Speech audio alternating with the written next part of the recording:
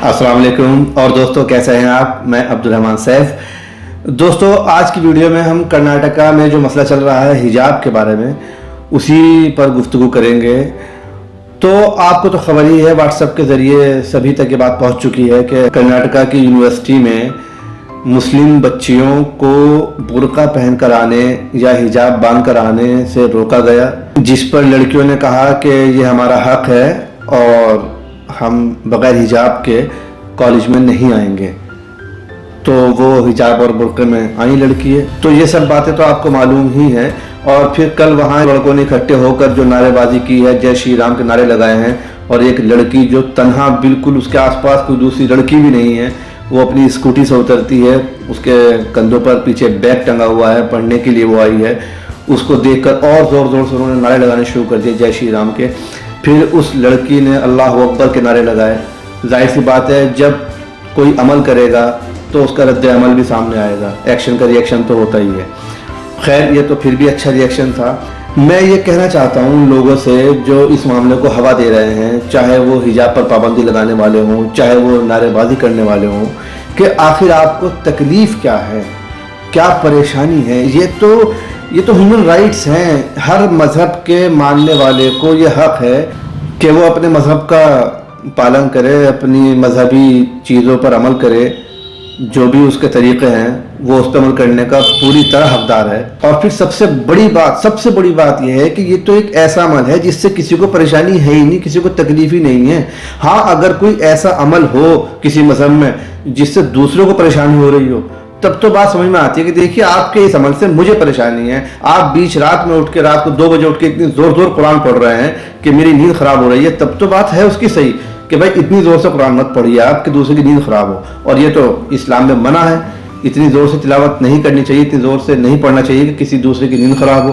तो कोई भी ऐसी बात जिससे किसी दूसरे को तकलीफ़ हो, परेशानी हो, वो तो समझ में आती है, या बुरी भी लग रही हो कि चलो परेशानी तो कोई नहीं है, तकलीफ कोई नहीं, लेकिन यह है कि बुरी लग रही है, कराहियत महसूस हो रही है, घिन आ रहा है, तब तो समझ में आता है कि देखिए, आपके इस काम से मुझे बड़ी कराहियत महसूस होती है, आप ये मत करा करें। लेकिन कमाल है कि पर्दे में अगर कोई लड़की जा रही है जिसने बुर्का पहना हुआ है, हिजाब लगाया हुआ है, उससे आपको क्या तकलीफ है? किसी को भी उससे क्या परेशानी हो सकती है?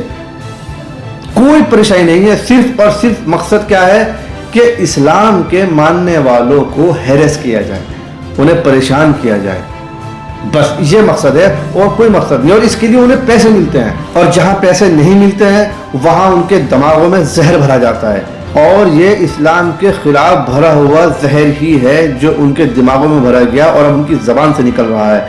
आप बताइए, 100 लड़के इकट्ठे होकर जोर जोर से अगर नारेबाजी करें तो उसे क्या कहा जाए? भाई, इस नारेबाजी से साबित क्या करना चाहते हो? अगर यही नारेबाजी किसी कॉलेज में या किसी बाजार में या कहीं 100-200 मुस्लिम लड़के खड़े होकर अल्लाह अकबर कहने लगे और जोर जोर से अल्लाह अकबर का नारा लगाने लगे तो उन्हें गिरफ्तार कर लिया जाएगा। लेकिन इन पर कोई एक्शन नहीं है, कोई पाबंदी नहीं है।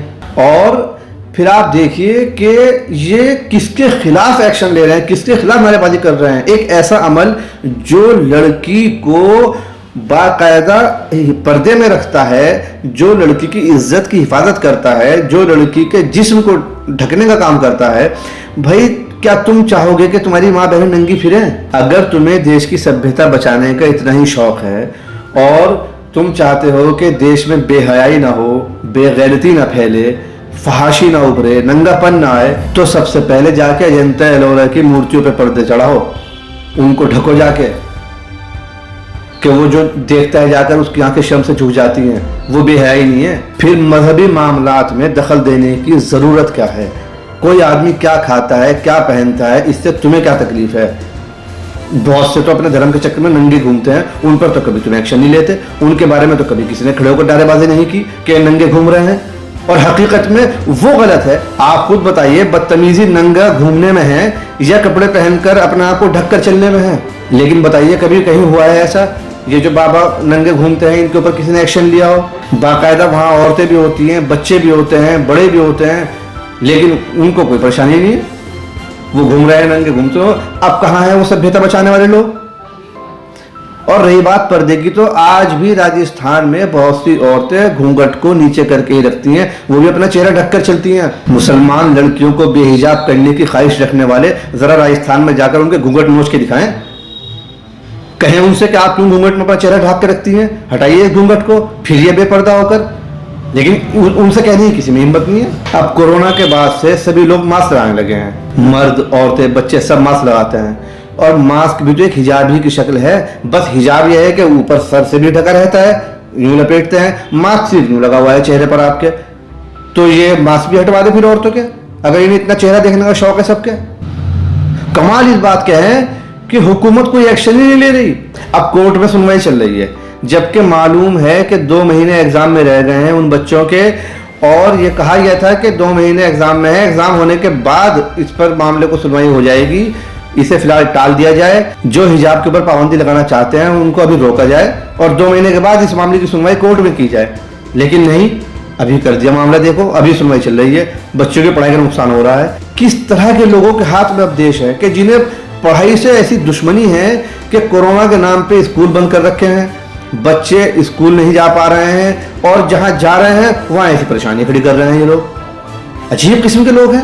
بہرحال میرے ویڈیو بنانے کا مقصد صرف یہی تھا کہ میں ان لوگوں سے پوچھنا چاہتا ہوں جو یہ سب کر رہے ہیں کہ کیا بیٹی بچاؤ بیٹی پڑھاؤ کا سسٹم ایسا ہی ہوتا ہے؟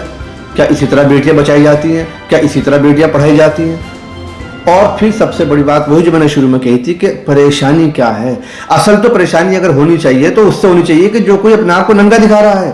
پریشانی تمہیں ہونی چاہیے ایسے لباس سے کہ جس سے بدن نظر آتا ہے، پریشانی ہونی چاہیے ان ساڑیوں سے جن میں پوری کمر دکھتی ہے، اوپر اتنے بڑے گلے ہوتے ہیں، نیچے سے پیٹ کھلا ہوا ہوتا ہے، پوری کمر جس میں دکھتی ہے، اصل تو اس سے پریشانی ہونی چاہیے۔